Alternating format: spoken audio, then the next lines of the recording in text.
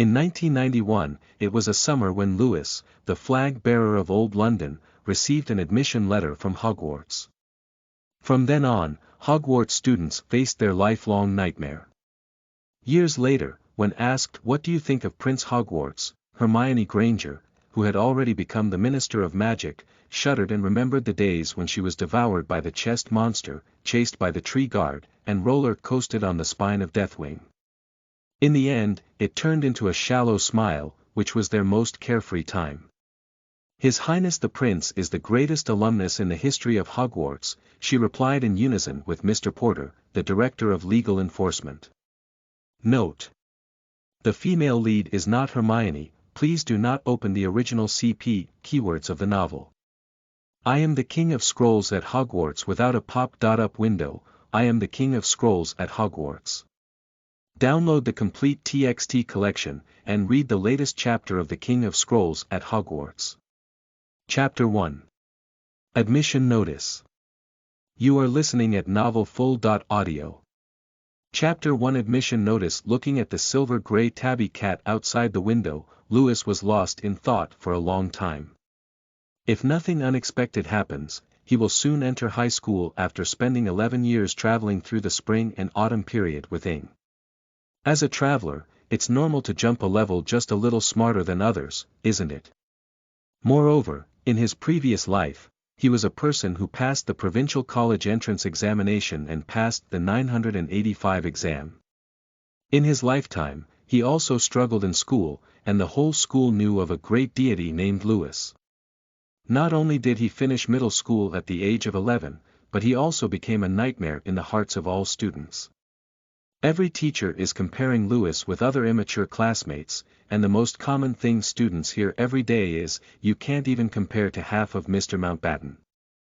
Yes, his surname is Mountbatten. He was the winner of the last essay competition and his entry was, "My Martial Grandpa." The old London flag, with its roots and seedlings so strong that it can no longer be strong, belongs to the category. Lewis's mother is from China, and as the saying goes, his son follows his mother. His appearance leans more towards the east. In addition to the high appearance in the family genes, Lewis has at least 2 little plums in terms of appearance. It's really tiring to say that I carried an unbearable handsomeness in my early years. Today was particularly hot and stuffy, and he was leaning on his face, staring out the window at the tiger cat in a daze. On the table were scattered letters with small hearts painted on them. No need to ask, they were written by his female classmates in class. As a gentleman among gentlemen, even though he is young, Lewis will not be impolite to girls. After replying to each letter in a gentle and polite tone, he swiped his pen left and right on the table, still thinking about the email from his new friend yesterday. The sound of flapping his wings came, and Lewis followed the sound and saw an owl flying in from the open window. His castle is quite wild, and there are always some wild animals brought to his door by himself. Just like the little squirrel the day before yesterday and the seagull who snatched his fries last night. I really don't know where the seagulls come from in the mountains. The little squirrel who accidentally broke into a residential house was released, but the seagull who robbed the young lord was not so lucky. He was imprisoned in a cage for a night and only released after serving his sentence. Just as he was released, he took advantage of Lewis's carelessness to make a second attempt and once again robbed him of his fish and chips. Speaking of which, Lewis had to mention that, in fact, British cuisine, aside from some dark dishes, is not considered unpleasant. At least it can still be served every day. Whether it's the eggplant sauce chickpeas made by our own French chef, or the common food of fish and chips, they are all decent. When it comes to British people not being good at cooking, it's mostly because British cuisine is not on the table and there are always some dark dishes that come out that are hard to catch people's eyes on. So, guess why he hired a French chef? The owl landed on Lewis's table, staring at him with big eyes and small eyes, giving him a feeling of not getting tired of each other. "Little one, are you lost?"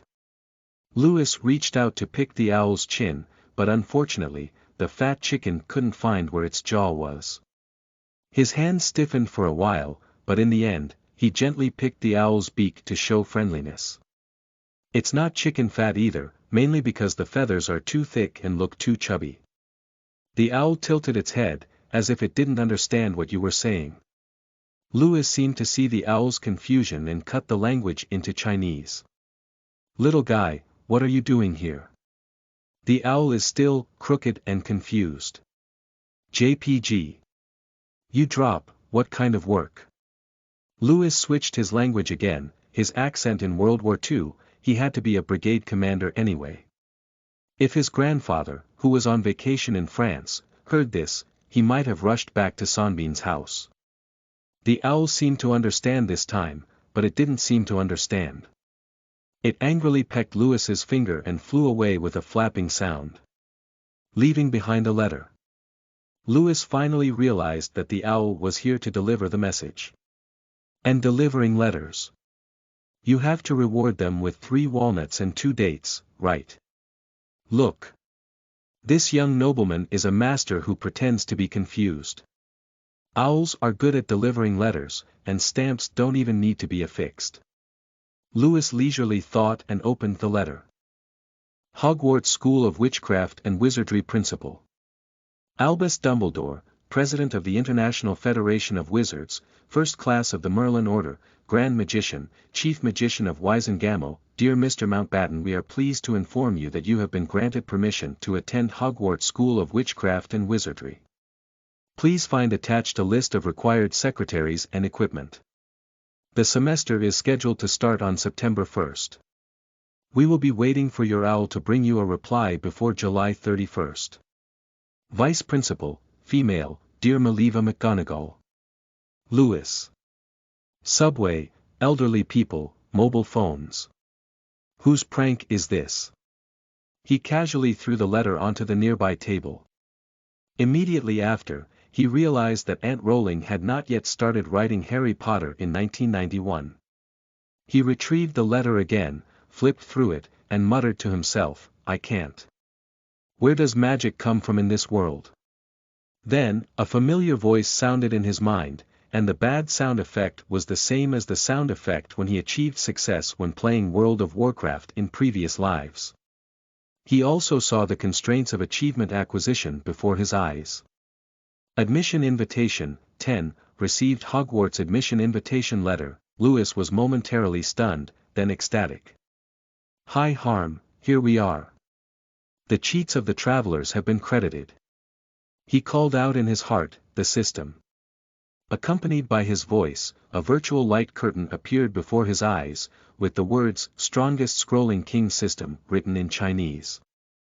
There are several options on the light screen, including the words, Attributes, Item List, Skills, Achievements. He clicked on the attribute bar, and as expected, it was written about various magical talents. Louis Mountbatten Level 1 Wizard Mana Value. 35 to 35 *. Each talent has a minimum of 1 and a maximum of 10. I can't understand too much. I'll add that in the following text, it will be mentioned that 10 is the highest limit that an ordinary person can achieve through hard work. Only a talent that breaks through 10 is truly a genius. Charm Studies. 10. Your curse talent is incredibly outstanding, Potion. 9. Your potion talent is excellent, it is recommended to practice more frequently, Metamorphosis. 2. Your metamorphosis may cause Professor McGonagall's cat to sigh, Black Magic. 18. As the inheritor of the excellent tradition of not being human with English, the legitimate descendant of what kind of stick to stir, the dark bloodline of the old London flag, every pore is filled with the blood and tears of others.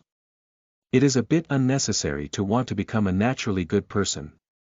With the blessing of this heavenly blessing, any difficult black magic can enter the house with just a glance. Flying.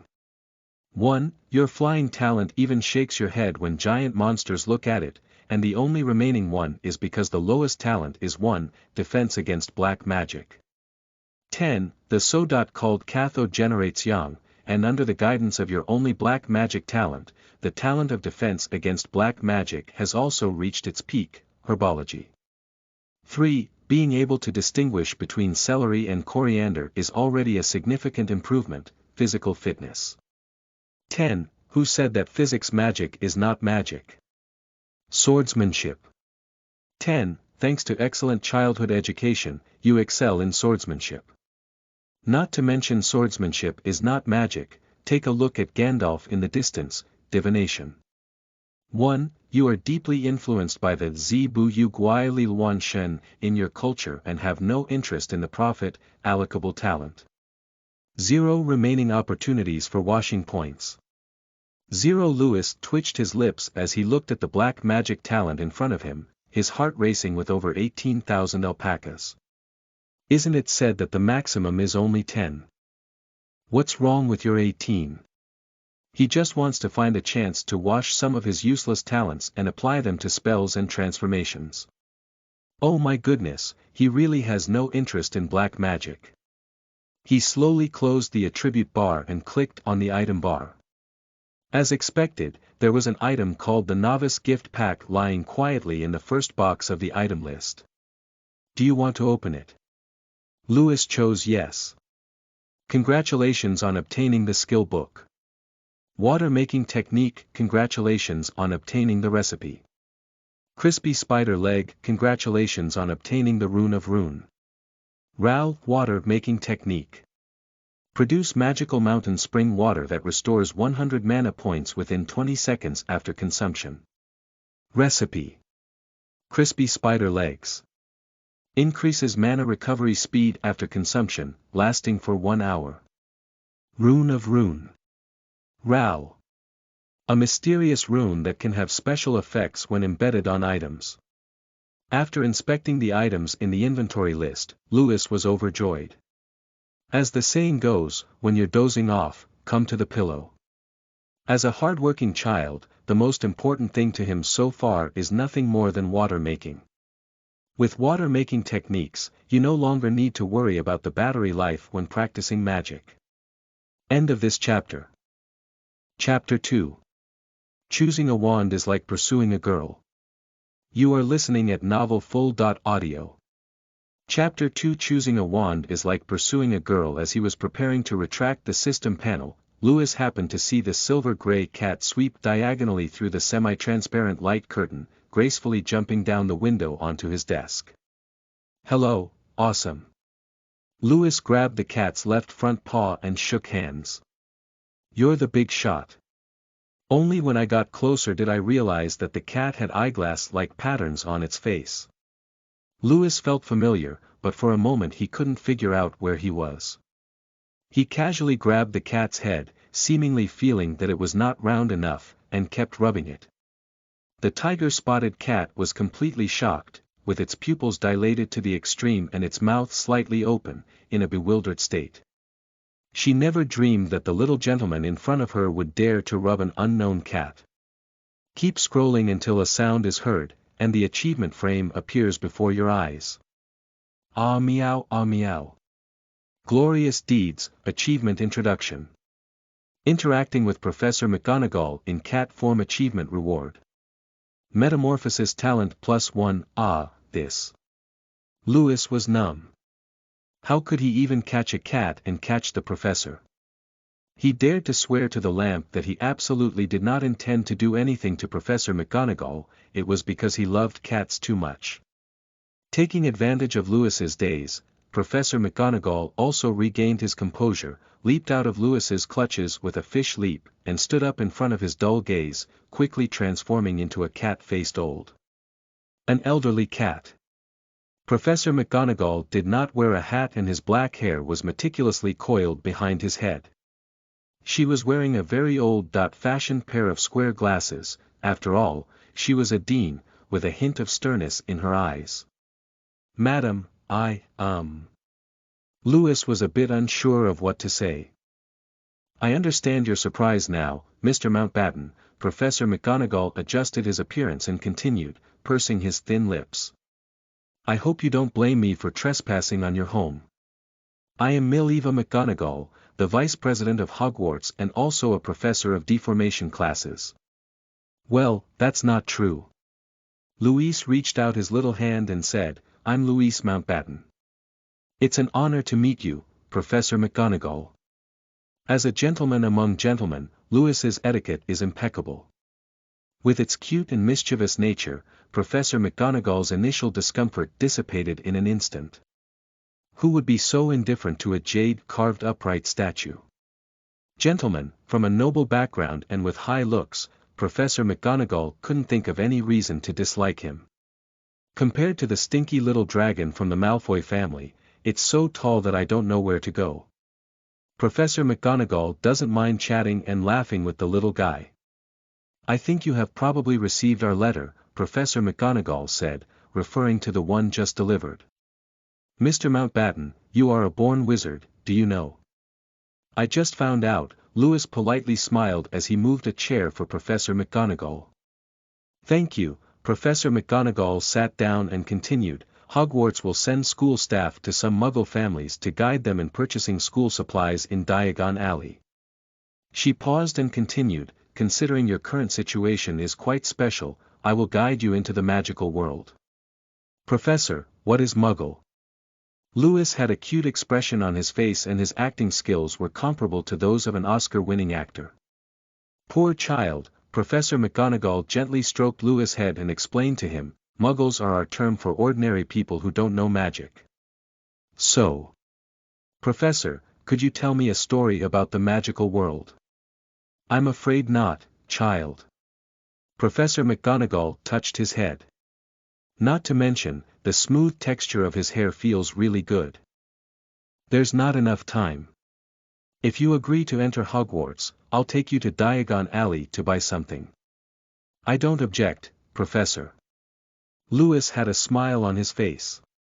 If we leave soon, please allow me to have the butler prepare the car first. No need, child, please extend your hand over. Louis Ian reached out his little hand, and after spinning around for a while, Louis found himself in a noisy and dirty bar. The expected nausea of motion sickness did not appear, and Louis was still wondering if there was an error in the book. Professor McGonagall's praise was ringing in his ear. I have a very good physique, Mr. Mountbatten. Generally speaking, a young wizard your age would feel uncomfortable being teleported by the phantom shift for a while.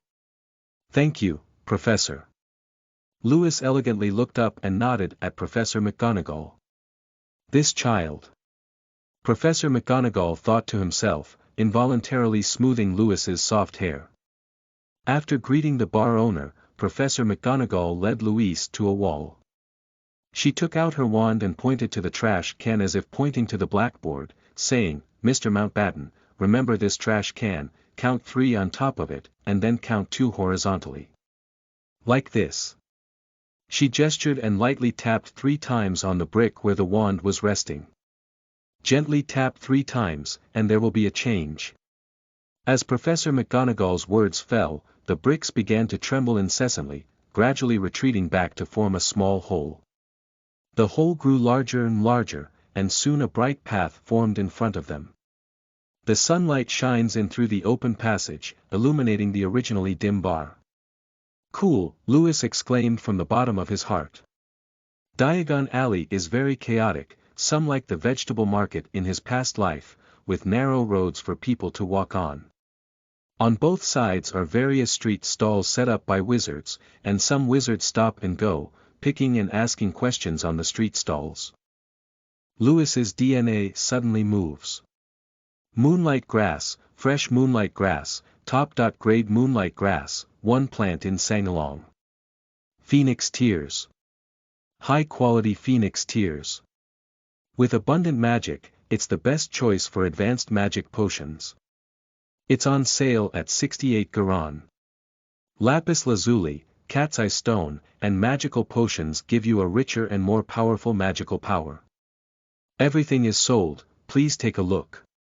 Louis's primary goal is to exchange a little bit of Jean Jalon. But, more awkwardly, he left in a hurry without any money, only a checkbook in his arms. Louis turned his head to Professor McGonagall and said dryly, Professor, it seems like we were in a hurry when we left. I only have a checkbook with me. Oh, it's okay. Gringotts' business scope is very broad, and Muggles' checks can also be redeemed for cash. Professor McGonagall said, picked up his hand and walked towards Gringotts. According to Lewis's vision, the Gringotts should be the cleanest building in this alley. Passing through the bronze gate, Lewis couldn't help but focus his gaze on the short statures with long hands and feet. He had never seen such intelligent creatures before, at least never with his own eyes. It's a fairy, the staff of Gringotts, Professor McGonagall explained to Lewis in a low voice. She was very satisfied, and Lewis's gaze was only slightly surprised before he withdrew, unlike other Muggle kids who kept staring impolitely. The fairy guarding the gate bowed to the two, and then a second gate appeared in front of them. Unlike the previous gate, it was silver and engraved with some words. Lewis was too lazy to look closely, just following Professor McGonagall inside. Two fairies. Probably the lobby manager. Bowed to them and guided them to a marble hall. The fairies do everything, weighing gemstones, gold, leading people in and out, and signing. Professor McGonagall found an empty window and asked, "Hello, we need to deposit some things in Albus Dumbledore's vault. Do you have his key, madam?" "Yes, I have." Professor McGonagall took out a bronze key from somewhere and handed a piece wrapped in a black bag to the fairy. After a brief inspection, the fairy nodded and said, "No problem, just leave it to us." "Sir, may I ask what is the exchange rate between the British pound and the Canadian dollar?" Lewis asked the fairy. 1.5, but the annual limit for each student from the Muggle community is only 1,000, respected sir. Is the check accepted? It's possible. Lewis quickly took out his checkbook and wrote a check for £1,000, tore it off and chuckled, "I want to exchange 200 gallons. After switching to Garon, the first thing to do is to buy a wand. As the saying goes, a wand is the second life of a wizard. Just because of this proverb, you have to be the first to buy a wand, right?" Professor McGonagall was already familiar with the roads of Diagon Alley. She led Lewis through 4 diamonds and 5 searches, and found the wand shop that was heavily eroded by time. A wand stood alone on the faded purple cushion in the shop window. The golden signboard on the door has peeled off, and it reads, "Ollivand, who has been making excellent wands since 382 BC. The store is very small, with nothing but a bench, and thousands of narrow boxes containing wands are almost stacked on the ceiling." Lewis finally managed to sneak in and happened to see Ollivander dozing off on the counter. "Hello, hello." Louise greeted politely. Ollivander pulled his head out of his arm, and the red mark on his face was clearly visible. He shook his head in an attempt to clear his mind, trying to focus his eyes and finally seeing the person clearly. Professor McGonagall. "Oh, hello, you must have brought a new Muggle to buy a wand, right?" "Yes." Professor McGonagall patted Lewis' well-felt little brain and gestured for him to move forward. "Can you tell me your name, child?" Ollivander continued, "Sorry, the wizard who purchased a wand from me needs to be recorded by the Ministry of Magic. My name is Lewis Mountbatten, sir." Lewis politely introduced himself. "Ah.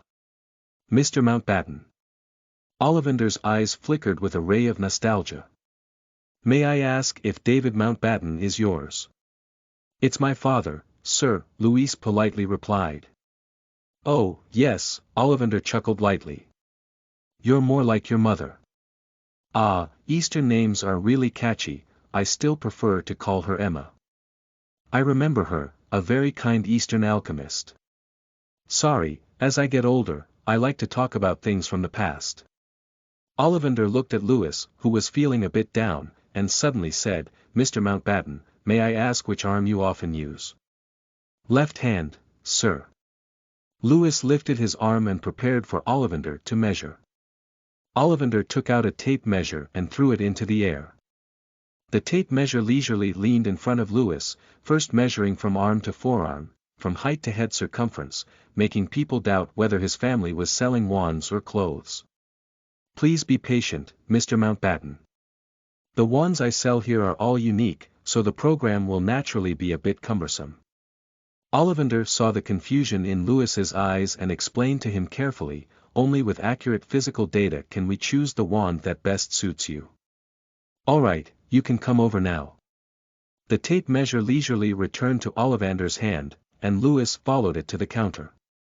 Ollivander had already pulled out a wand from behind and said, "To fit your body data, I have some backup options, hoping to meet your expectations.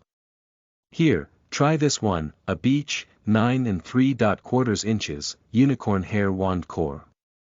Lewis took the wand, and the tip of the wand instantly shone brightly, causing the entire wand to shake rapidly. I don't know if it's an illusion, but Lewis felt that this wand was a bit pleasant. Ha, it's really the first time I've seen a little wizard who perfectly matched his first wand. Ollivander seemed to have discovered the new world and said, "Mr. Lewis, it seems that this wand is very suitable for you. Let me tell you, the complex measurement method, although it may be a bit laborious, is precisely to help you quickly find a wand that suits you. Just like pursuing a girl, you wouldn't think that all girls would fall in love with you, would you? Now, you can inject a little magic into the wand and try it out, a little bit is enough." Louisian inputted a bit of magic into the wand. Who knew it was okay not to input, but as soon as I input the wand, a golden magic formed hemispherical glow rapidly expands and sweeps across the entire storefront. Crash! The boxes containing the wands opened one after another, and the wands crowded around Louis one after another, trying their best to get him to try themselves. "Is that what you mean by complexity?" Louis looked at Ollivander, who had a look of shock and horror, through the gap between his wands. "I think everyone likes me quite a bit." End of this chapter. Chapter 3. Everyone loves Lewis. You are listening at novelfull.audio. Chapter 3. Everyone loves Lewis. Ollivander was stunned and stared at the wands in front of him as if petrified. Merlin's beard, he dares to swear to Merlin that even in family legends, there are no such exaggerated little wizards. And Lewis also achieved an achievement. Everyone loves Lewis, Season 1, Glorious Stories, Achievement Description. Received recognition from all wands at the Ollivander Wand Shop. Achievement Reward. Eye of Recognition. At this moment, Ollivander also came to his senses and said awkwardly, "I'm sorry, Mr. Mountbatten. This is the first time I've encountered such a situation." "It's okay." Lewis looked at the beech wand in his hand with his newly learned discerning eyes. Wand, white, one-handed damage. 1.1 durability. 50/50, limited to wizards, plus to ridiculous, comic and comic, let me see something else. Lewis placed the beech wand on the counter, and the once trembling and shining beech wand suddenly wilted, looking like a little girl abandoned by a heartless man. The entire wand looked extremely disheartened. "Oh, Hollywood, 11 inches, phoenix tail feathers." Ollivander saw the wand Lewis had picked up and quickly introduced it to him. This wand also had a twin brother, the one who left a scar on the head of the boy who survived the disaster. It seems to be Harry Potter's wand, Lewis thought to himself. He didn't intend to have this wand, he just wanted to see its properties. Phoenix Winter Green Woods Wand, blue, one-handed damage. 1.1 durability. 50/50, limited to wizards, plus 10% fast cast rate plus to Expelliarmus, except for your weapon. Lewis drew 2 black lines on his head, and it was true that he had added your weapon. No wonder Potter was able to knock Snape away in 3rd grade. Is it special to add 3 more? He quickly put the staff back at the counter, unable to bear it after picking and choosing for a long time. He finally chose the wand that best suited him. Cypress wood, 11 inches, unicorn tail fur, plus 30% fast casting speed. Adding anything is not important, the most important thing is what he needs now. He plans to practice his magic spell at home before the start of school. Now, with the magic spring water as the mana support, casting speed is the key to practicing his magic spell. After paying 11 gallons, Lewis bid farewell to Mr. Ollivander, who was currently in Emo, and continued his shopping journey. During this period, there was a small incident where Lewis looked at a little tiger with love in his eyes, but in Professor McGonagall's stern gaze, he reluctantly chose a pure white owl. You can call yourself a Morris, little one. Lewis named the little one a dream dragon, and in his favorite Azeroth, the owl was a companion of the dream. A month passed quickly, and Lewis was not idle either. He had a bug-level forbidden item called Water Creation, and the levels of various basic spells were advancing rapidly. Interestingly, after level 2, Iron Armor Mantra only increases proficiency when successfully defending attacks. However, this did not stump Lewis. He specially invested in a table tennis practice machine to practice the Iron Armor curse. Initially, he used table tennis, but gradually changed from level 3 to wooden balls and shot put. After reaching level 5, his proficiency completely stagnated. It seems that it is necessary to successfully protect the spell in order to increase proficiency. The definition of magic level in the system is that level 1 is beginner, level 2 is proficient in casting spells, level 3 can effectively shorten casting time, level 4 significantly improves spell power, level 5 is silent casting, and starting from level 6, spells can be cast without a staff.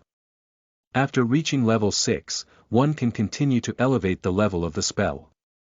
After reaching level 10, one can cast the spell solely based on their thoughts without taking any actions.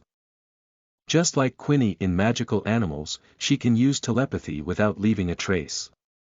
As for swordsmanship, he also hired a swordsmanship teacher specifically from Germany, and over the past month, his swordsmanship level has been increasing day by day.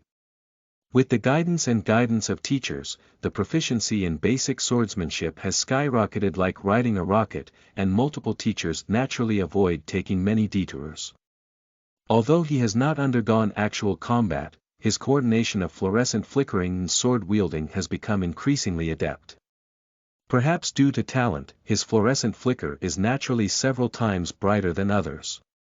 One night during practice, the rooster outside even thought it was dawn and coughed twice. The achievement reward for level 5 skill is a crystal sword for Lewis, which has 4 strange holes and is said to have the effect of breaking magic. It is also attached with reinforced magic and has an indestructible feature. King's Cross Station. Due to the visit of his sister Diana, who has had a particularly good relationship with Lewis in Africa in the past 2 months, the housekeeper of the Mountbatten family and his mother's son-use old servant sent him to school. If the young lady saw the young master enroll, how happy she would be. Watching his young master crash into platform 9 and 3/4, the butler's eyes became moist. Louis's grandfather is on vacation in Morocco, Leslie. Lewis had a lot of luggage, dragging his owl, who liked to drill his backpack, forward, trying to find a carriage on the platform where no one was queuing. Hogwarts trains are different from domestic hard-seat trains in that they resemble soft sleeper trains, with sliding doors in each compartment but no beds. The first few carriages were packed with people, so Lewis had to push towards the back carriages, find an empty compartment, open his backpack, and let Amelise come out to breathe. Alice happily leaned back on her seat and kicked her paws haphazardly. After Lewis fed him the butler's specially made beef jerky, she stopped caring about him and focused on reading. Potions always need to be previewed well. In my memory, Snape's mouth was too venomous, and Lewis didn't want to be spit venom by him because he didn't preview the textbook well. Hello, may I sit here? A timid voice sounded, and Lewis followed the sound to see a chubby little boy. His gaze kept avoiding Lewis's gaze, and his behavior was full of lack of confidence. Oh, yes, please come in, Louise responded gently, picking up Amelia, who was fully immersed in her backpack, and placing her on his side. The little boy did not notice the presence of Amelise, only saw the backpack constantly arching. Hello, my name is Louis Mountbatten. Louis reached out his hand, and the little boy hesitated for a moment before reaching out to grab it. He stuttered and said, "You." "Hello, my name is Neville Longbottom." Louis smiled warmly and patted his shoulder. "It looks like the weather outside is pretty good. Yes, yes. Neville was not so nervous anymore. Although the classmate in front of him seemed unfamiliar and unapproachable, he was actually a good classmate. May I ask if you are a senior? Me. Oh, no, I'm a freshman, Louise replied with a smile. Neville wanted to say something more when the partition door suddenly opened, interrupting what he wanted to say. Sorry. I didn't know anyone was inside, I'm sorry. The unexpected guest was a little boy wearing glasses. It's okay, Louise nodded. Can I sit here? Oh my God, the whole carriage is full. I really can't find any empty compartments. As the little boy wearing glasses spoke, he was holding a snow-white owl in a cage, bouncing and jumping, trying to crawl out of the cage and let out the wind. Sure, there's plenty for 6 people sitting in the compartment. Lewis is telling the truth, the compartments are extremely spacious, even more spacious than the soft sleeper he used to sit in. Thank you. Thank you. The little boy giggled and thanked, dragging his heavy suitcase into the compartment. He struggled to drag the box over the pedals. Lewis saw him struggling and walked over to help him lift the box to the corner. Neville was not idle either, helping the little boy put the owl cage on the table. Thank you, you've been a big help. The little boy took a few breaths and reached out. Hello, I'm Harry Potter, the new student of this year. Ah. No wonder he looks so familiar. He turned out to be the savior. Louise grabbed it and answered with a smile, I'm Louise Mountbatten, he's Neville Mountbatten, both freshmen at Hogwarts. It seems like the butterfly effect, 2 boys from the prophecy actually met in the carriage. Well, can I sit here? The compartments over here are all empty, a weak voice echoed from behind. Red hair, small freckles, it's Ron who hasn't run away. After introducing himself, Ron suddenly widened his eyes and said, Ah, you are Harry Potter, the one who defeated the mysterious man. Can I take a look at your one? Ron said to himself, which was very misleading. What?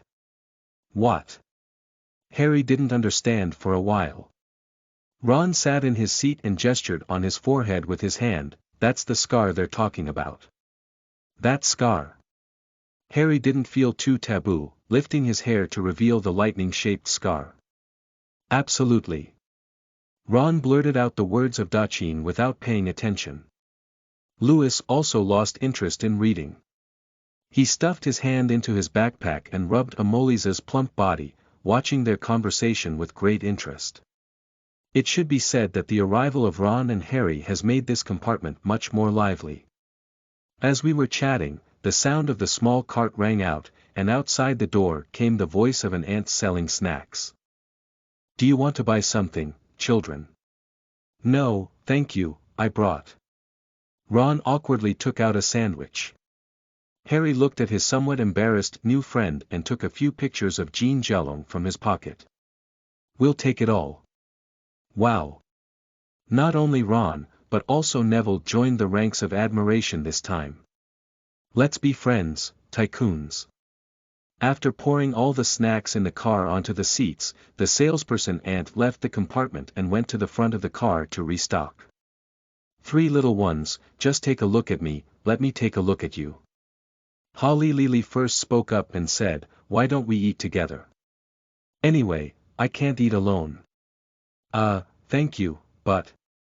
Ron looked at the sandwiches in his hand with a bitter expression. Mom said waste is not good behavior, I have to eat them all. Why don't you divide this sandwich into 4 parts and each of us eliminate one for you?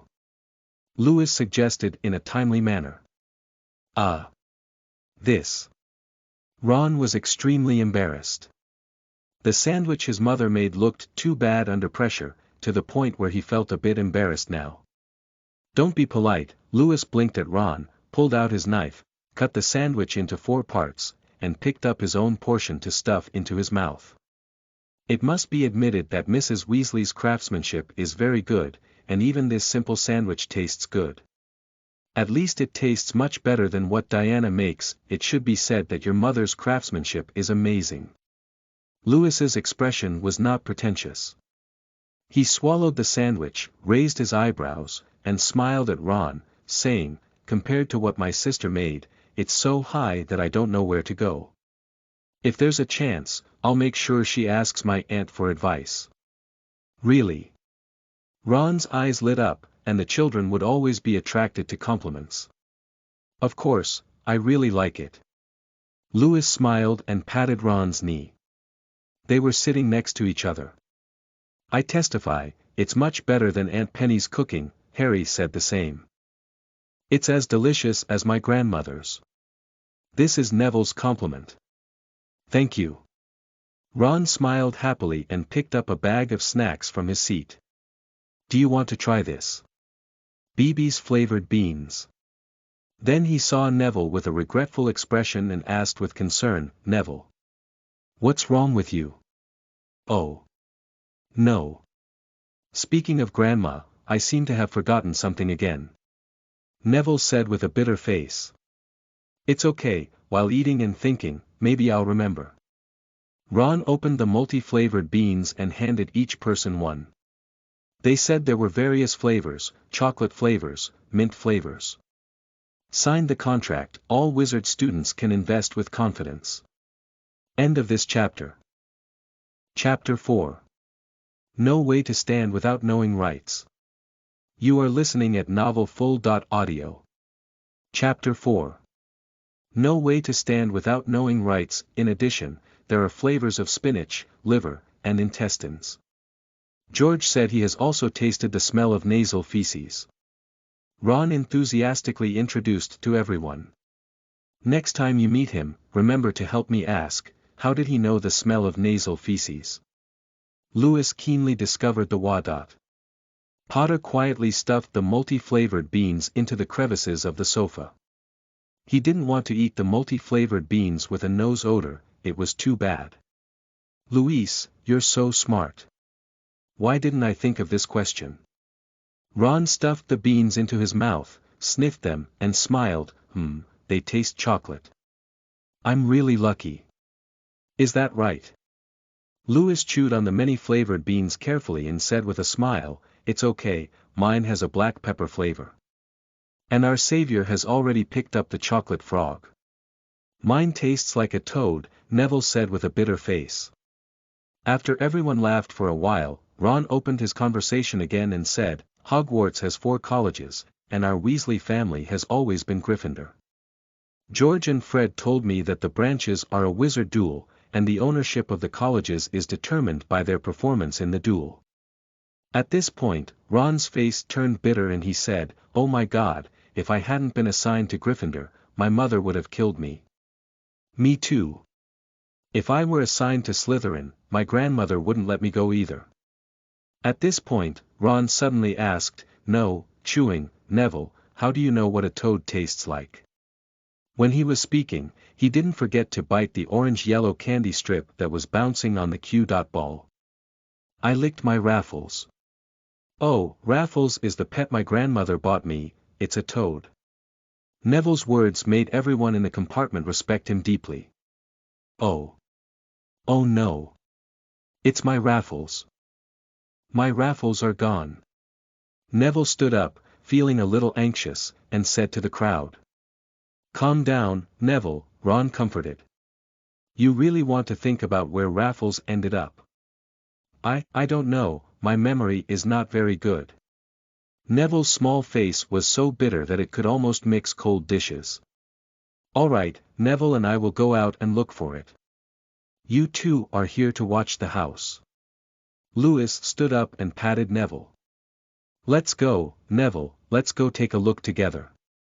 "We'll go too." Ron and Harry were clearly 2 kind-hearted people. "No, there must be someone to take care of the house. Only Neville knows Raffles, so having too many people is not very useful. You two happen to be in the compartment and can still be a companion." Louis said again, "The 2 of us will be back soon. Please help me keep an eye on my Amoris." Harry and Ron exchanged a glance and looked at the irregularly arched backpack together. "No problem, Louis. We will take care of it for you. Okay, let's go then. Lewis patted Neville, gesturing for him to follow in his footsteps. It seems that this carriage is divided according to the college, and except for the freshmen, almost every student has an exclusive carriage. After passing through the carriages of Hitchpatch, Gryffindor, and Ravenclaw in search of no results, Lewis and Neville arrived at Slytherin's carriage. How about? Let's go back, Louise. Neville seemed very afraid of this carriage. What's wrong? Louis's voice had a hint of concern. Slytherin. I don't like Slytherin, they are all dark wizards. Neville seemed to recall some bad memories. The prejudice in one's heart is a big mountain, Neville. Lewis patted his arm and comforted him, then knocked on the door of the first compartment. There is only one classmate in the compartment, who is a senior sister reading a book. She turned to the door of the compartment, unable to see her face clearly, and could only see her golden hair shining like the sun. Hello, have you ever seen a toad? It's a classmate's pet, Louise asked politely. Sorry, there isn't. My senior sister's voice was a bit cold and proud, but it was as clear as a stream. Sorry to bother you. Louise closed the door and immediately heard a burst of laughter coming from the next compartment. He walked over and found that Neville was awkwardly hanging upside down at the door. A senior student with long fangs was pointing at Neville, who had been hung up by magic, and mocking his classmates. What's wrong, Neville? Louis's face darkened. They laughed at me and even cursed at me. Neville said, tears streaming down those eyes and smashing down his forehead onto the ground. Lewis patted him as a sign of comfort, while his other hand reached into his pocket, and the big fangs in the compartment continued to mock him loudly. Hey, sniff Longbottom, you're just as incompetent as your silly parents, ha ha ha. Debanya even imitated the way Neville's parents looked, causing another wave of unrestrained ridicule. Sorry everyone, have you ever seen Mr. Longbottom's toad? Lewis asked politely with a smile on his face. If you could provide information, I would be extremely grateful. Where are these meddlesome country bumpkins from? The silly snot essence of the Longbottom family paired with dirty mud seeds, you two are really like birds of a feather. The mouth of Debanya is not ordinary poison. At this moment, Neville's courage, which he didn't know where to come from, broke free from the constraints of magic and fell to the ground with a thud. He scrambled up and pointed in the direction of a few people, shouting loudly, I don't want you to insult Lewis. Marcus Flint. Alright, Neville, don't see them in the same light. Lewis gestured for Neville to leave this compartment with him. You're a little bit clever, you little mud seed, Marcus continued mocking the two of them. I think you should understand that Hogwarts is not a place for mud seeds like you to come, and you should keep your braids, clip your tail, and roll back to your braid country. Lewis suddenly stopped at the words and gently pushed Neville out of the compartment, speaking softly. My grandfather once told me. Manners. Lewis pulled up the door of the compartment. Mocketh. Speaking, he locked the door of the compartment. Man, not knowing etiquette, unable to stand. He elegantly turned around, pulled out his wand, and said politely, it seems that the pure-blood family is not very focused on educating their descendants on etiquette. I think it is necessary for me to give you a good etiquette lesson. Ha ha ha. Is it up to you? Marcus laughed uncontrollably as he pushed the tall and fat man next to him. Frith, go give him a good lesson. You guys go up together, I'm in a hurry. Lewis's tone was always so elegant. Kid, you're looking for death. Frith pounced fiercely, but didn't want to hear a clear shout. Stupefy. With a thud, Frith fell to the ground. Marcus and his companions looked at Lewis in astonishment, shocked by how a first-grade student could come up with a coma spell when they discovered that he was playing with a uniquely shaped crystal sword in his hand. There is also a large bump on Frith's forehead. Lewis's elegant and composed voice rang out at the right moment, pulling them back from their shock. Should we continue our classes or just waste each other's time like this? End of this chapter. Chapter 5. Getting off the vehicle. You are listening at novelfull.audio. Chapter 5. Getting off the vehicle, you're looking for death. Flint rushed forward with his big teeth bared and a loud roar, interrupting his train of thought once again with a clear drink. Langlock. He didn't even have time to dodge, so he saw the faint blue sword body in front of him infinitely enlarged, and then a severe pain came from his mouth, causing the person to fly backwards. The remaining 3 people looked at each other and rushed towards Luis together. However, Luis raised his wand and a fierce light burst out. The sudden appearance of the strong light plunged them into panic, one by one covering their eyes and screaming in agony, being beaten into pig heads by Louis one by one. Louis crossed over these pig heads and lifted Marcus Flint onto a chair. He leaned slightly down and patted his swollen face with a crystal sword. He asked with a smile, "Tell me, what did we learn from this lesson?" "I'm sorry. I'm sorry."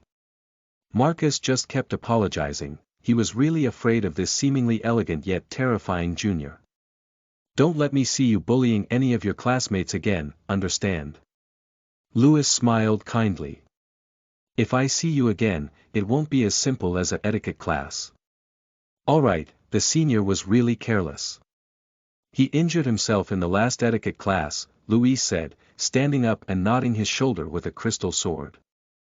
"Remember to tell these senior students who slept in class that when they got to school, each person would write me a 500-word post-class reflection, and I would hand it over to them in 3 days, understand?"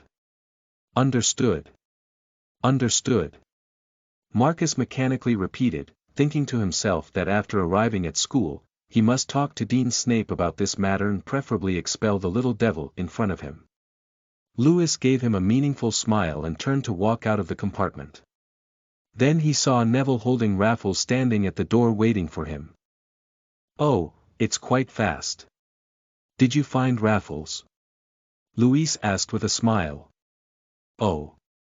Well, it was the senior sister in the compartment who helped me find it," Neville said somewhat hesitantly. Louis patted Neville and asked, "Have you thanked him?" "Well, thank you," Neville replied. Louis nodded and looked towards the compartment. "I thought my senior sister was not very easy to talk about, but it seems that she still has a cold face and a warm heart. What kind of cute contrast." Louis became curious about his senior sister. Pulling Neville back to their compartment, he brushed past a fluffy little girl with big fangs at the door. Louis entered the compartment and noticed that Ron's face was not quite right. "No matter which college I'm assigned to, I don't want to be assigned to her." Ron's face was a bit bitter as he threw his wand into the box and saw Louis come in from the door. "Louis, have you come back? What's going on?" Louis asked as he saw the floor of the compartment covered in candy.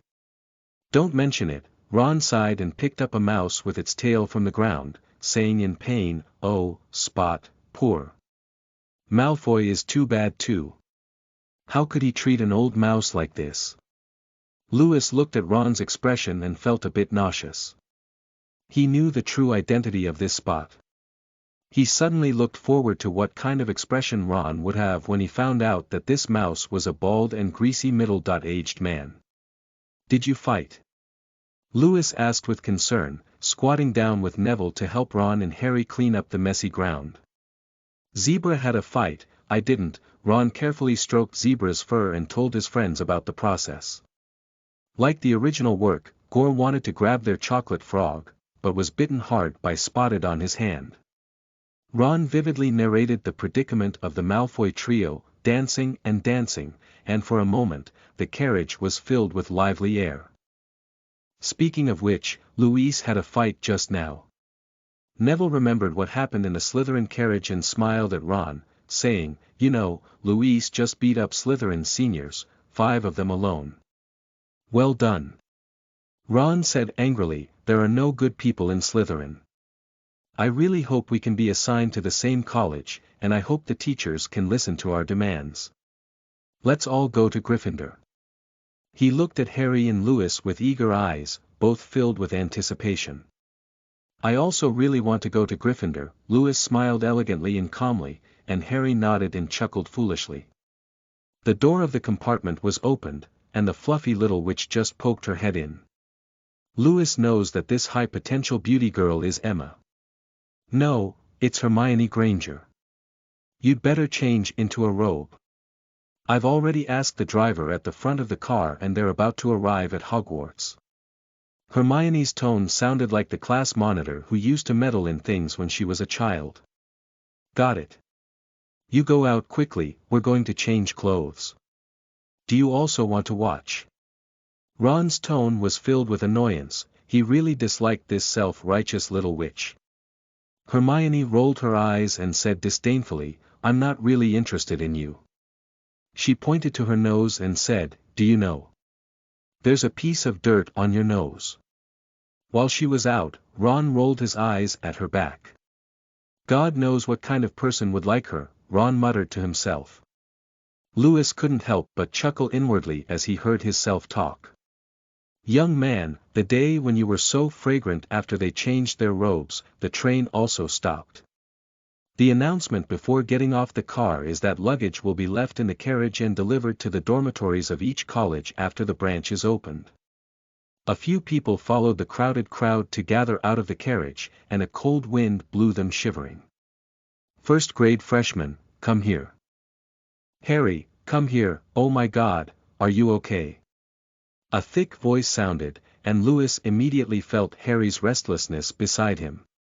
He whispered to everyone, unable to suppress the joy in his voice. It's Hagrid, my friend Hagrid. Then he shouted loudly, I'm here, Hagrid. I see you. Hagrid's face, with a big beard and a joyful smile, come on, come with me, be careful of your feet. To be honest, the road led by Hagrid was wet, black, slippery, and incredibly rugged. Ron took 2 steps and slipped, hitting Harry's buttocks, causing him to stumble as well. Oh, I'm sorry Harry, damn it, this is too dark. Ron complained softly. Lewis took out his wand from his pocket and whispered, Loomis, fluorescent flicker. A dazzling light shone, illuminating everyone's feet. The freshmen were in a commotion, but ultimately fell silent. Cool, Ron exclaimed from the bottom of his heart. End of this chapter. Chapter 6. If you don't pass the exam, you'll end up in World War II. You are listening at novelfull.audio. Chapter 6. If you don't pass the exam, you'll end up in World War II. The fluorescent flicker of level 5 didn't require incantations or spells, but Lewis thought it was better to keep it low. Key, so he still recited it. Even so, it still stands out a bit from the crowd. Due to overcrowding on the ship, Neville almost fell off. Thanks to Ron's quick reflexes, an accident was avoided. To Lewis's surprise, there was not only Professor McGonagall at the entrance of Hogwarts Castle, but also a middle-aged man with greasy hair and a hooked nose. It's Snape. Mr. Lewis Mountbatten, please come with me, Snape's greasy voice interrupted Lewis' thoughts. Lewis suddenly realized that this old bat, Professor Snape, was waiting for him. He stood out honestly and followed Snape into the castle amidst the worried gaze of Harry, Ron, and Neville. Turning right at the entrance, Snape led Lewis to the broom room next to the auditorium. Let's talk about it. Our outstanding new student assaulted a classmate on the train, causing 3 people to break their arms. Snape's face wore a gloomy smile. As someone who studied at Muggle school, you should know the consequences of assaulting a classmate. I think our outstanding Mr. Lewis will give me a reasonable explanation, do you think? He deliberately emphasized the 2 outstanding words. Of course, Professor. Lewis politely bowed and slowly took out a recording pen. He didn't beat around randomly, he came prepared. Amidst Snape's puzzled gaze, Lewis pressed the play button. When Lewis heard Marcus insulting Neville with his runny nose, he saw Snape's face visibly twitch. Until the recording was finished, Snape's facial expression remained poker-like, devoid of emotion. I know, Professor. Mud is an extremely malicious term. Lewis withdrew his recording pen and said, no cultured person would call others that way. An excellent person like a professor should have never experienced Neville's feelings, right? Snape looked slowly at Lewis, revealing a puzzled look. I think the professor has never been called nasal mucus before, and has even been humiliated by someone hanging him up and picking his pants. Lewis can guarantee that he didn't mean to, he just rushed to the point where he had no intention of exposing Snape's scar. He swore to the lamp. Enough. Snape's face was uncertain, and at the same time, the light behind him went out with a thud sound. His voice seemed to come from the deepest part of his throat. Enough. Go attend the branch ceremony. Remember, your college will deduct 20 points for your behavior on the train. Lewis naively asked, so, Professor, if I were to be assigned to your college?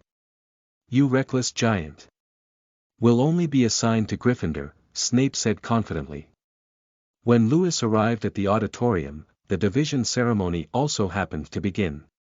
Perhaps after the tattered hat finished singing the nonsense song, Professor McGonagall grabbed its tip and read out the list. Hannah Abbott. Hufflepuff. A comical voice sounded, and Lewis looked up. A little witch with blonde hair and 2 ponytails was happily walking towards the seat of the Badger House on the side.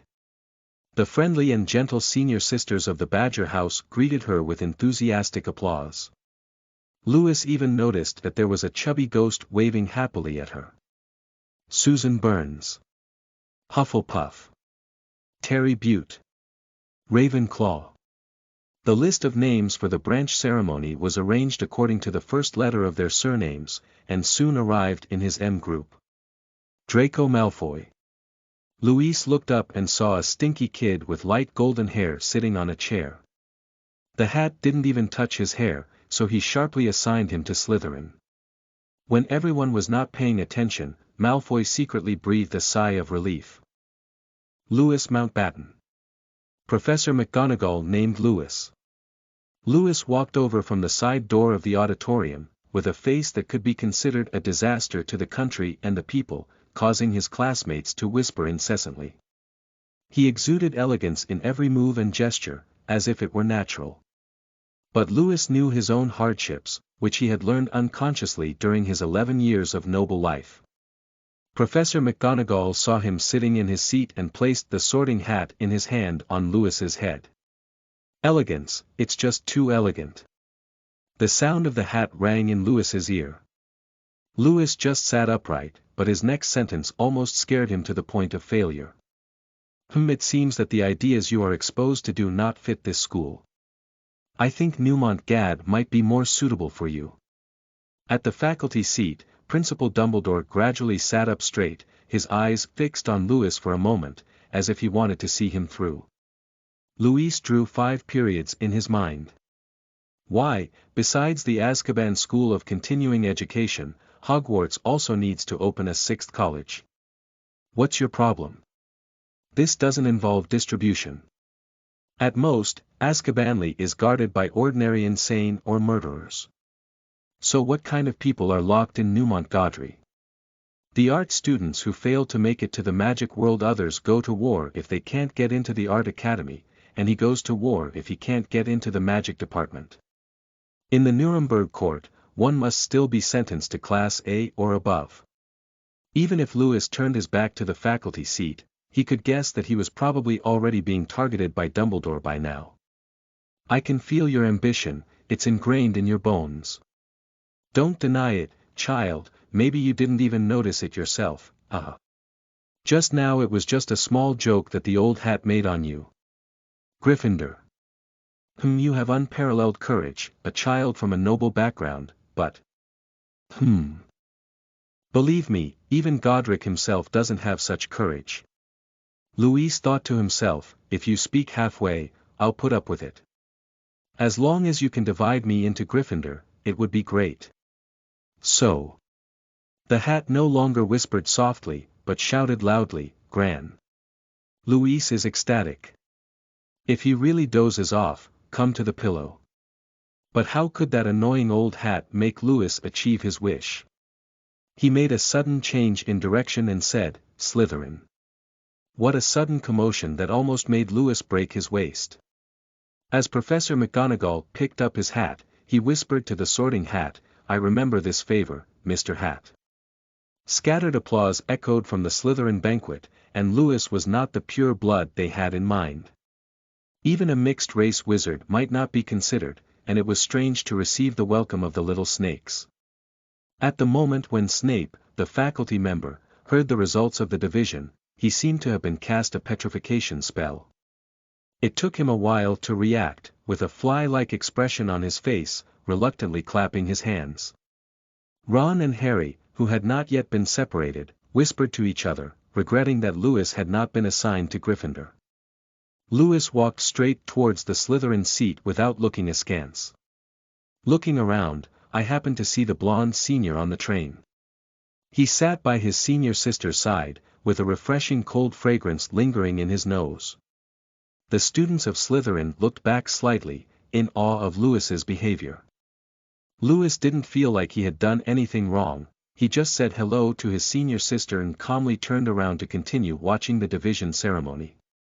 As his gaze swept over the faculty seat, Dumbledore's half-moon-shaped lenses flickered, attracting Louis's gaze. Then he saw the principal nodding slightly to him, and Louis politely responded. He couldn't help but understand that he was being targeted by old Deng. Yes, and Snape. Why is he so certain? Because the chill like a tarsal maggot didn't disappear until Professor McGonagall named Harry. But it doesn't matter, Louis thought to himself about his independent personality, ordinary background, salty fish-like attitude towards life, and ordinary appearance shouldn't be too eye-catching. Right. As the last student was assigned to Slytherin, the division ceremony finally came to an end. After Professor McGonagall rolled up parchment and sat back in her seat, clutching the division hat, Principal Dumbledore stood up and smiled, extending his arms. Welcome, welcome everyone to Hogwarts to start a new academic year. Before the banquet starts, I want to say a few words, which are stupid, crying, scumbag, twisted, thank you all. Now, let the banquet begin. With the movements of his hands, the table in front of each student was filled with abundant food. When Louis turned around, the senior sister beside him had already put away the books she had read and was nibbling on the food in front of her. After bumping around in the car all day, he was also a bit hungry. He only ate half of Ron's sandwich in the car, and even rubbed against Harry's chocolate frog. Now, his stomach is already empty. The inertia of his 11-year British aristocratic career is undoubtedly terrifying, thanks to the coercion of his grandfather Louis Mountbatten, as well as the tireless education of his aunt and godmother's court teachers, and the example of his sister Diana. Even though he is now starving to death, he subconsciously adheres to that rigid etiquette and eats slowly. End of this chapter. Chapter 7. Assessing the Situation Draco. You are listening at novelfull.audio. Chapter 7. Assessing the Situation Draco. After all the students had eaten their fill, the food on the table was quietly removed and replaced with pre-prepared desserts. Unlike the other three colleges that had a great conversation, the atmosphere in Slytherin was extremely strange, with only whispers in pairs. Louis and the senior sister were even more peculiar, and they didn't even have their eyes intersecting. He also quite enjoys this feeling, the feeling of being consciously ignored by others. He was 100% certain that he was able to receive this hard-earned treatment thanks to the blessing of his senior fellow student. In order to avoid getting involved in human relationships, Louis decided to learn from Su Shu, who had entered the Chow camp, and silently followed his senior sister to make a fortune. This is a falling roar drop. When the dessert also disappeared on the table, Principal Dumbledore stood up again and the auditorium quieted down. Oh, now that everyone has eaten and drunk enough, I want to say a few more words to everyone. At the beginning of the semester, I want to mention a few precautions. First grade freshmen, please note that students are strictly prohibited from entering the trees on campus. Some of our old classmates also need to be aware of this." As he spoke, Dumbledore's shining gaze swept past the Weasley brothers. "Furthermore, Mr. Filch, the administrator, also asked me to remind everyone not to cast magic in the hallway during breaks. The review process for Quidditch players will be held in the second week of this semester. Students who are interested in participating in the college team should contact Mrs. Hodge. Finally, I must tell everyone that anyone who does not want to encounter accidents and dies in pain should not enter the corridor on the right side of the 4th floor." Only a few people burst out laughing, but the vast majority of them looked at Principal Dumbledore with serious expressions. "Lewis knows what exactly is on the 4th floor. Now, before everyone goes to bed, let's sing the school song together," Dumbledore said loudly. He flicked his wand lightly, and a long golden ribbon floated out of it, twisting and coiling lines of text over the high auditorium. It is the lyrics of the Hogwarts school song. Everyone chooses their favorite tune and prepares to sing. When Lewis finished singing the final section of "You Will Come Back Like Lightning," he found that only the red-haired twins were still singing. Dumbledore used his wand to command the last few bars for the two of them, and when they finished singing, his applause was the loudest. "Music." He wiped his eyes and said, "It's more charming than everything we do here. It's time to go to bed now, everyone go back to the dormitory." Big Teeth with swollen eyeballs stood up, and Lewis recognized him as Marcus Flint, a student in his afternoon impromptu class. He said, "New students come with me." Lewis stood up and followed Marcus towards the end of the new team. He really didn't know that this guy was actually Slytherin's prefect. The portraits hanging on both sides along the way really caught Lewis's eye. He had only seen them in movies in his past life, but now they actually appear in front of him. Not to mention, it's quite exciting. Quickly approaching the stone wall in Slytherin, Marcus turned his head and said, "Remember the password I gave to the stone wall. Slytherin's password changes every month, and before changing it, we will notify everyone on the bulletin board in the lounge." After speaking, he turned his head and said to the stone wall, "Honor."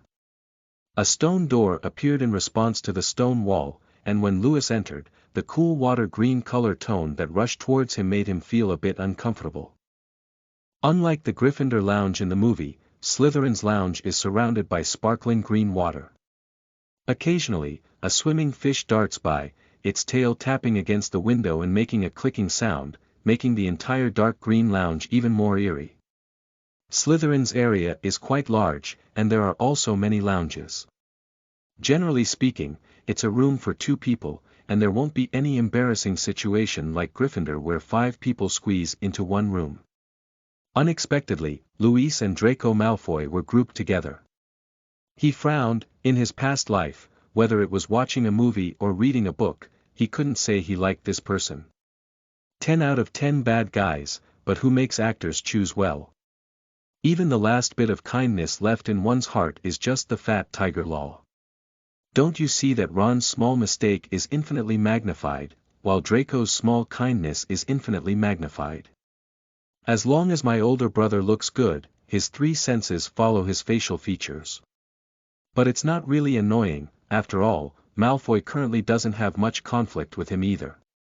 When Marcus clicked on Lewis's name, a hint of fear flashed rapidly in his eyes. He didn't know why, but Professor Snape, who had always been fond of him, even punished him for cleaning up the garbage in the potion class for a semester for the first time. Even though he thought he couldn't beat Louis, he was still willing to add some small troubles to Louis. Well, isn't that why Louis and Draco are assigned together? Louis, who has been a person of 2 generations and has received elite education since childhood, didn't understand Marcus's caution. He just chuckled lightly and didn't take it seriously. How can you learn magic well with these insects? Slytherin's dormitory is quite good, perhaps due to the sponsorship of the Pure Blood family year after year. At least this spacious bed still makes Louis somewhat satisfied. It just doesn't feel like there's something missing without Diana holding her to sleep. Thinking of Diana, Louis missed her a bit. Diana is so good, her round body, and mature aura. These are not important, what's important is that Luis is only 11 years old now. Even if Diana is divorced now, he can only have the ambition of a pony. Luggage was neatly arranged by the house elves early on. Louis took out various books from his suitcase and neatly arranged them in categories in the small bookshelf on the table. Hello, my name is Draco Malfoy and I come from the Malfoy family of 20.8 pure-blood families. Louis was hesitating where to place this book, State and Society, but suddenly Draco's slightly arrogant voice rang in his ear. Louis Mountbatten, Duke of Cambridge. He introduced himself in a casual tone, as if introducing an unrelated person. As the beloved godson of the long-lived lady who cannot be mentioned by name, Louis was given the title of Duke of Cambridge on the spot at the dinner party on the day he was admitted to Hogwarts School of Witchcraft and Wizardry. Sorry, my dear nephew of the Mediterranean, Louis said, a moment of silence in his heart. Draco leaned back slightly, and a hint of arrogance dissipated from his face. Even though he has always adhered to the concept of pure blood first, he still knows the status of the Muggle Duke. More importantly, he had already heard about Louis being 1.1 on the train, and even though he was proud, he could understand that the person in front of him at least he couldn't afford to provoke. After all, Slytherin is a judge of the situation. He thought for a moment and then asked, is Mr. Mountbatten from a pure-blood family? End of this chapter. Chapter 8. Pronunciation of clear consonants. You are listening at novelfull.audio. Chapter 8. Pronunciation of clear consonants. Although Draco's words were polite, the meaning between the lines was, I have never heard of a pure-blood family with the surname Mountbatten. Louis chuckled and said, my grandfather used to be German, but after coming to England, he changed his surname. Your father should know that my uncle and aunt still have a little bit of strength in Britain. However, I only know that my parents are both wizards, but they are no longer alive. Standard template for parents of travelers offering sacrifices to the heavens. Sorry, Draco's face softened and he finally reached out his right hand. I think we can become friends, Mr. Mountbatten, after all, you're not mud. I mean, Muggle seed. I hope you can help me keep this secret, Louis said as he held Draco's hand and blinked. I think my days in Slytherin may be very exciting next. Think about it, how could the noble Slytherin allow a mud seed to make the entire college ashamed? Draco is actually a young man, and upon reflection on his future, he couldn't help but laugh. Besides, family background doesn't mean everything. Draco. Can I call you that? Louis nodded at Draco and reached out to put the book into the political category, whispering, compared to the glory that the family brings me, I want the family to be honored because of me. Draco nodded. He was only a first-grade child and had strong plasticity, which was why Louis planned to train him well. Perhaps this child can become the entrance to the 28 pure-blood families. Alright, you can rest first, Draco. I have something else to go out for. Louis tidied up the table and patted Draco's shoulder. What are you going to do? Night tour. Louis pulled out the book Teaching Low-Level Curses and turned around with a light smile, leaving. He never denies his ambition. In his previous life at school, he was always the class monitor, and even in games, he wanted to be the president.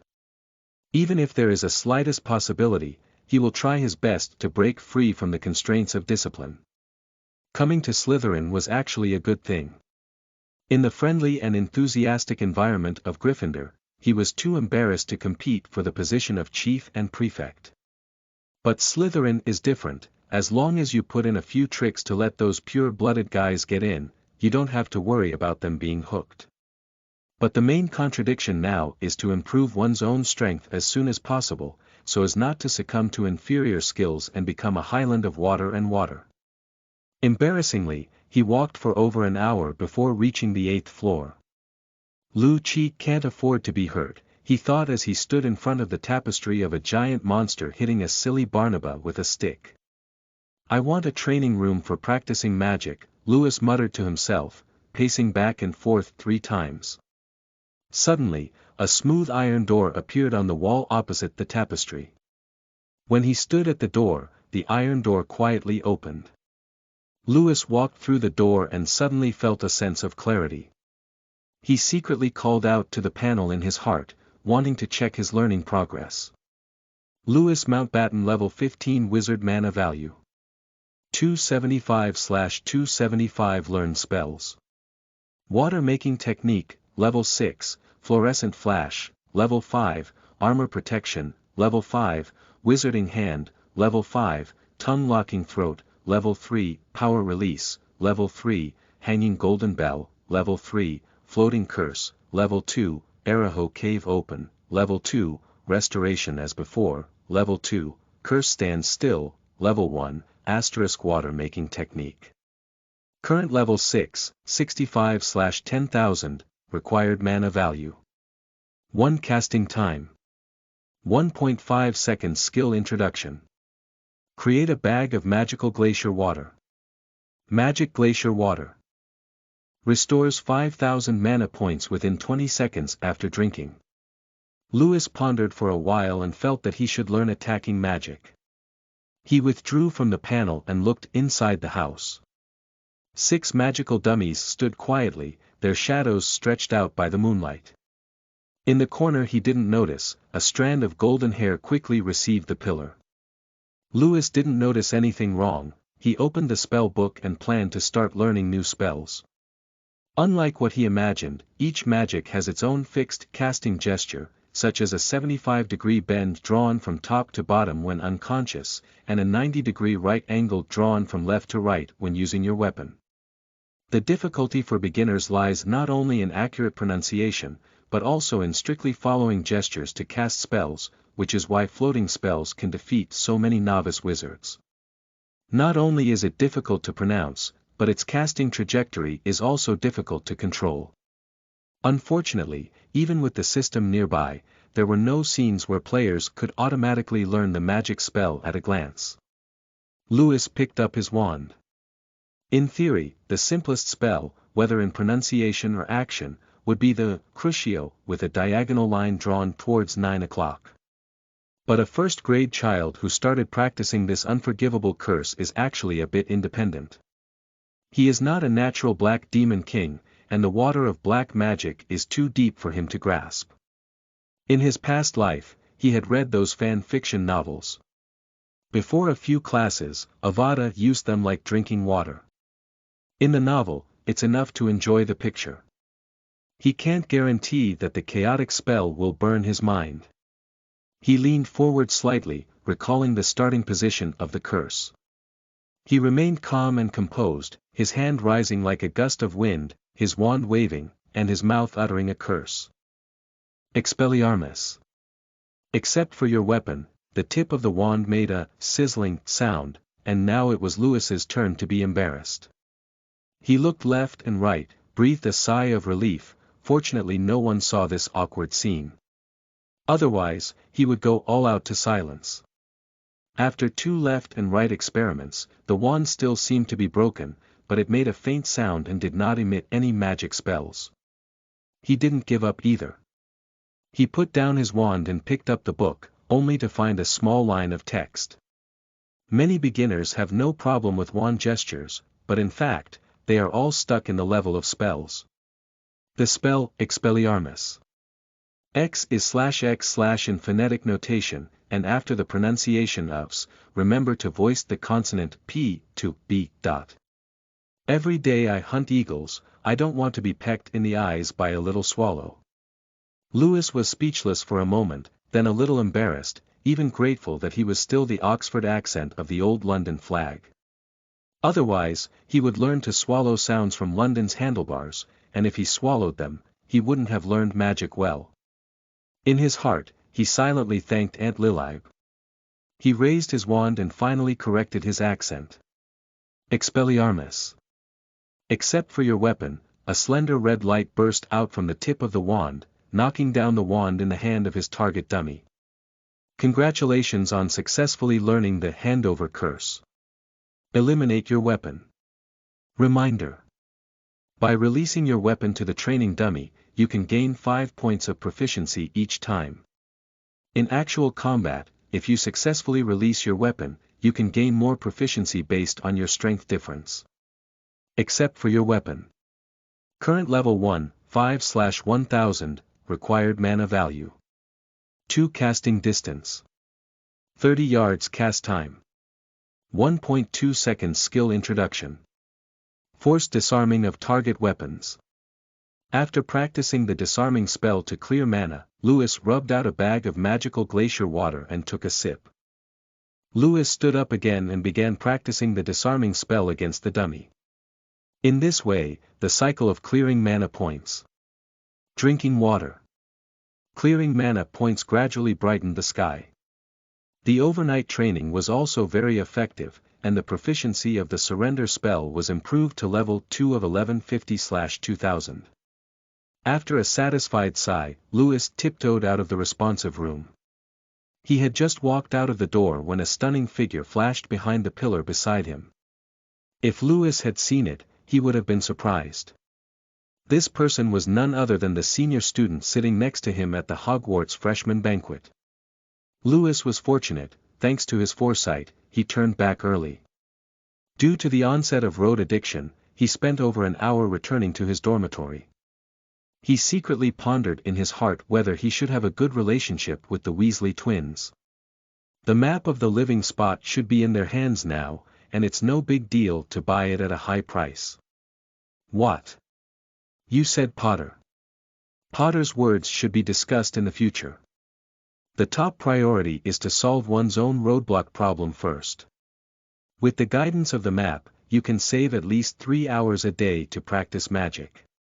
In a month, that's 90 hours. After sleeping on the pillow for less than 2 hours, he was full of energy. He looked at Malfoy, who was still sleeping soundly, and thought for a moment before shaking him up. Draco, wake up, how can you sleep at your age? He didn't really want to have dinner with him, but rather worried about getting lost. The first grade students don't have a heavy workload either.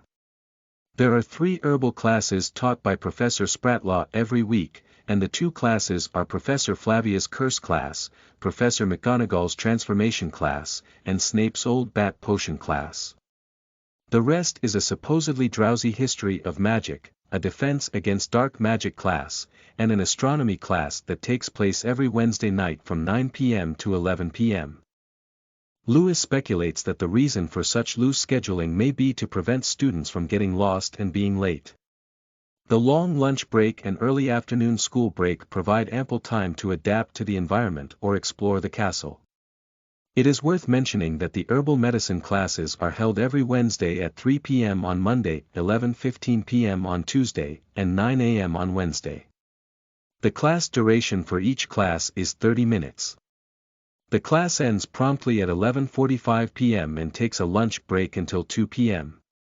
The afternoon class ends at 3:30 p.m., and Lewis just wants to say that it's more relaxed than when he was in first grade. Not to mention the high school seniors of 6 to 11. Lewis was obviously still much earlier, and at Hogwarts after 7 o'clock, Draco was clearly still drowsy. After being firmly rejected by the drowsy Draco, Louis begged for nothing. After a simple wash, he could only walk to the cafeteria. That is, the hall. On his own. After searching for the senior sister in the hall, Lewis had just sat down but found Ron and Harry rushing towards him together. "Hi, Lewis," Ron said first, "I thought you would sleep in. Only early birds have worms to eat." Lewis looked up and smiled gently, writing down what he wanted to eat on the card provided by the elf with a pen. He tapped lightly on the table with his fingers, and before the sound fell, the card suddenly disappeared. In no time, the dishes he wanted were delivered to him. He picked up a knife and fork, and as soon as he picked up a small piece of sausage, he saw Ron's conflicted expression. Louis smiled lightly and asked, "Ron, you seem to have something on your mind. Yesterday. During the branch office, how did you run to Slytherin?" Ron hesitated for a while before finally asking, even though we agreed to go to Gryffindor together in the car, you know, Slytherin is. I'm not saying you're either, no, I believe you won't become a bad wizard, but... Let me talk, Harry took the conversation and said, we talked very late last night, and Seymour said it might be because of your own choice. But Ron and I don't believe what he said, so we wanted to come and ask you. End of this chapter. Chapter 9. Metamorphosis. Is it idealism or materialism? You are listening at novelfull.audio. Chapter 9. Metamorphosis.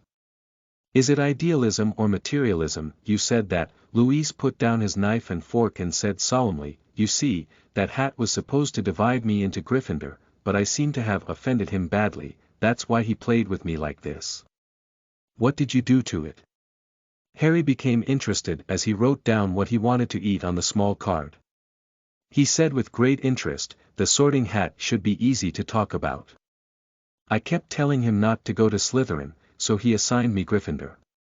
You know, he always thought it was good for me to go to Slytherin before. Louis thought to himself that it's not just good for you to go to Slytherin. With your holy relic, Voldemort fragments, Azkaban can easily go. Harry's ability to fulfill his wish is due to his strong demands on one hand, and on the other hand, it is unknown whether Dumbledore has opened a back door for him. After all, although Gryffindor's people are brave and have gone shopping, they are better than Slytherin's group of insects. There is a saying in his past life that Lewis quite agreed with, which is that Dumbledore intentionally or unintentionally guided Harry towards the Weasley family, hoping to let the warmth of the Weasley family prevent Harry from going astray. Whether or not, he also quite likes the Weasley family. I said he's dirty, Louis said in a lying tone as he picked up the small sausage he had just put down. I think so too. Ron shook his red head and laughed in agreement. After a while, he suddenly said with a serious expression, Slytherin is all black wizards. Well, I'm not talking about you, Louis, I'm just afraid you'll be bullied or spoiled by them. Louis thought to himself, are you really saying that? It's a pity that the young master, who has a talent for black magic as high as 18, doesn't become a black wizard. There was once a philosopher who said, prejudice is farther from truth than ignorance. Louis took a sip of coffee and the strong bitter aroma refreshed his mind. Slytherin also has good people, like me. As he was speaking, he saw the blonde senior walking past and sitting next to him. And this senior sister is also a good person, he added. The senior sister's cold gaze swept over several new students, and a chill emanating from within made everyone shiver. Ron quickly changed the topic and said, who said that sentence you just said? Is it the Prime Minister of Muggle? You guessed it pretty much, Louis put down his coffee cup and squeezed Ron's eyes. But it's not from England. The first class today is Professor McGonagall's transformation class. You can go up the stairs from the auditorium and walk to the right. Harry and Ron got up early this time in order to have a heart-to-heart talk with Louis, so there was no delay. Louis secretly thanked these two buddies in his heart. Without them, he would probably have been the one threatened to turn into a pocket watch. On the podium of the deformation classroom, a silver tiger-spotted cat is sitting alone like a tiger crouching. At this time, there is still half an hour left until morning class, and there are not many people in the classroom. The tiger-spotted cat saw two little lions from its own academy and a Slytherin snake walking together, and its pupils shrank as if seeing light. Louis recognized that it was Professor McGonagall. After all, he had been at home last month. He looked around and sat in the area belonging to Slytherin College.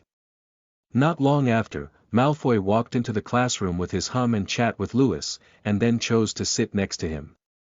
Professor McGonagall only arrived late when all the classmates arrived. She glanced indifferently at Louis and began to intimidate the freshman from the podium. Metamorphosis is the most complex and dangerous spell you have in your Hogwarts class. If anyone is mischievous in my class, I will invite them out and never allow them to come in again. I have warned you. Louise always felt that she should add one more sentence, not to mention unpredictability. Not to mention, Professor McGonagall was already known for being impartial, and when she was so frightened, the little wizards were trembling in their hearts. Subsequently, Professor McGonagall waved his wand and the podium in front of her suddenly turned into a humming pig, sniffing the floor from side to side, looking extremely comical. "Cool," Ron exclaimed from the bottom of his heart. Professor McGonagall waved his wand again and turned the pig back into the podium. "This is just a small application of shape-shifting," she said. "Before you learn how to turn objects into living beings, you still have a lot of way to go." "Professor," Ron raised his hand. "Wesley, do you have any questions?" Professor McGonagall noticed the urgent student Ron. "Professor, I would like to know if the podium turned into a pig can be eaten." As soon as Ron finished speaking, a burst of laughter erupted in the classroom. Ron's cheeks turned as red as his hair amidst laughter. Malfoy smiled the happiest, and he even smiled at Crabbe and Gore, saying that it was probably because even the Weasley family couldn't afford pork, that's why he asked this question. Silence. Professor McGonagall furrowed his brow lightly, and his wand struck the blackboard. Like a whip. She looked around her classmates and said very seriously, "Any object transformed by the transformation curse has no edible effect, and the wizard's transformation affects objects with a time limit. When the transformation curse attached to the object fails, the object will automatically restore its prototype, such as..." She flicked her hand lightly and turned a chalk into a slug. Under the gaze of her classmates, she swung her wand and threw the slug onto the blackboard. Strange things happened, and the slug instantly turned back into a chalk and landed with a click in the storage layer under the blackboard. When a transformed life form loses its life, the curse will automatically be lifted. Moreover, wizards cannot transform food out of thin air, even food that relies on physical transformation cannot be consumed. She glanced at the crowd below and said, "I know what you're thinking. Yesterday at the freshman party, the food on the plates in the auditorium was not something that Professor Dumbledore had conjured up out of thin air, but rather the Hogwarts house elves who cooked the food and used magic spells to transport it to your plates." "Understood, Professor." A sparse answer echoed below. Then came the lengthy and tedious foundation of shape-shifting. Lewis took half a day of notes and found that the core idea of shape-shifting was to emphasize subjective consciousness. It's not that the Metamorphosis curse is idealistic.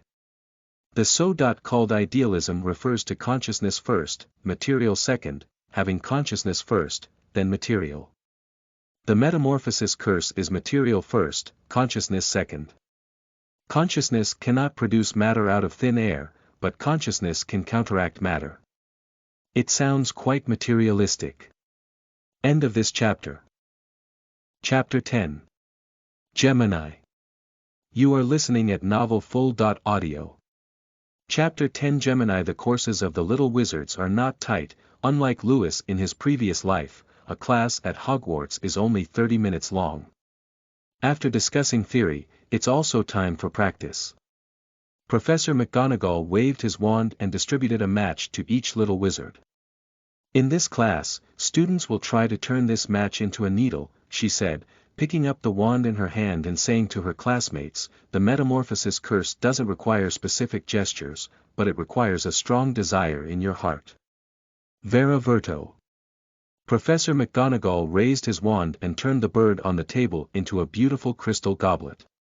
"All right." She waved her hand and turned her tall cup back into a bird, saying to the audience below, "Let's start practicing. The first student who successfully turns a match into a needle can earn extra points." Just like the previous generation of teachers, Professor McGonagall walked up and down from everyone's seats while his classmates were practicing shape-shifting, checking their practice results. As soon as Lewis picked up his wand, he felt two knife-like gazes focused on the match in front of him. He turned around and saw Professor McGonagall's sharp gaze piercing through the lenses, scraping onto his face. He felt a slight tremble in his heart, but he had never seen such a big scene before. "Professor," he nodded slightly, turned his head, picked up his wand, and focused on building a model of the embroidery needle in his mind. Then, he aimed at the match in front of him and shouted, "Vera Verto."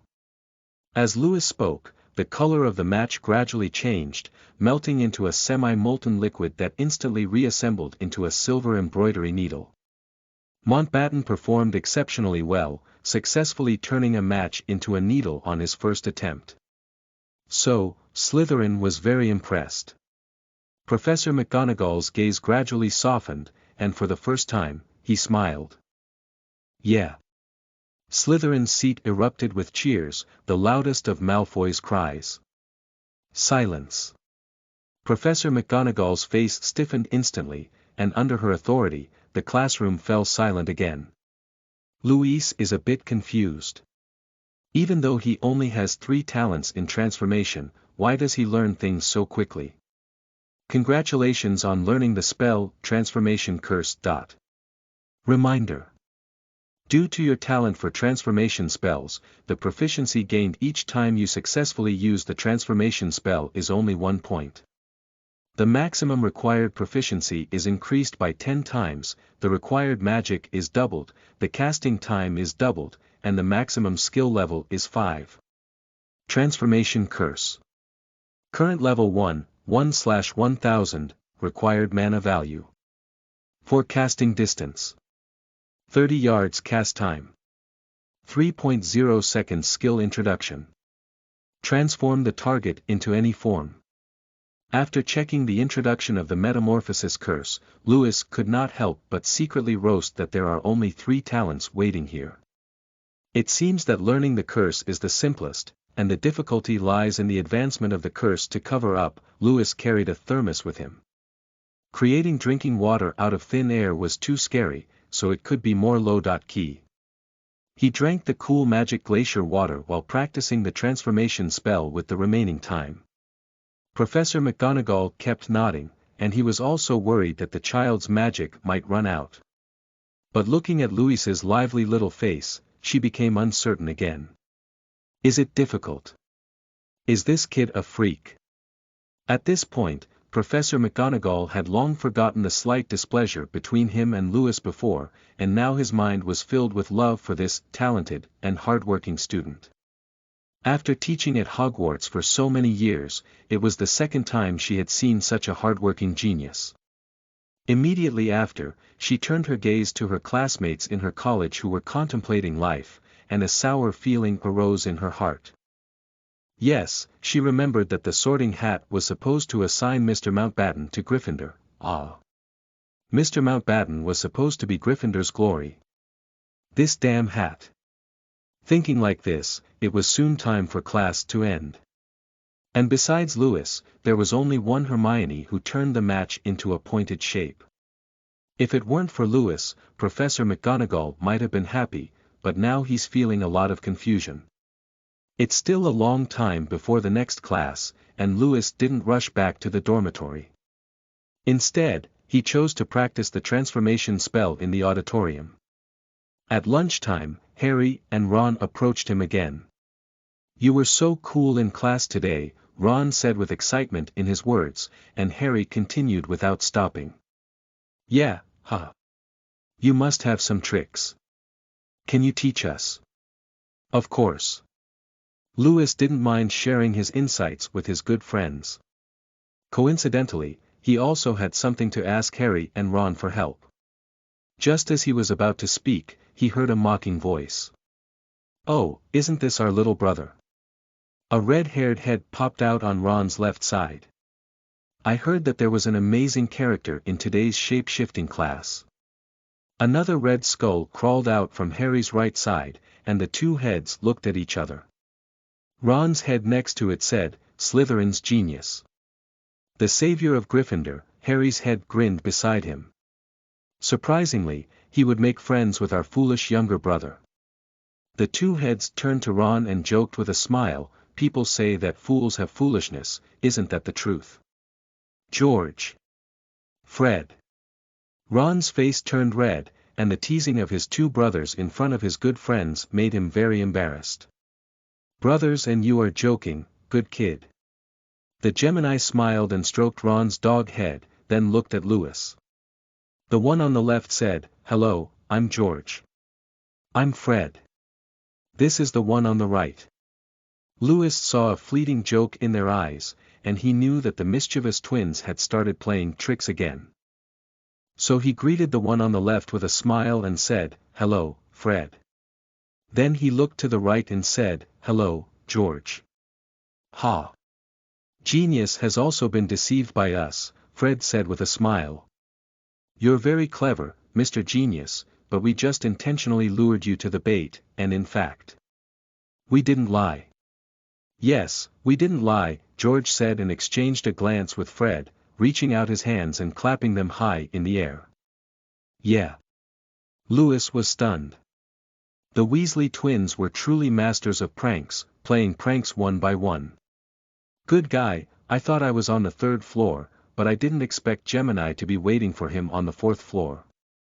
Old chien layer cake, Hema felt inferior when he saw it.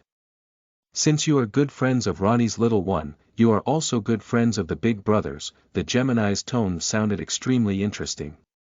"This castle has no secrets in front of the great Weasley twins." "Oh yes, especially you, Mr. Mountbatten, you really surprised us." "Just call me Louise." Louise unconsciously brought the relationship closer. End of this chapter.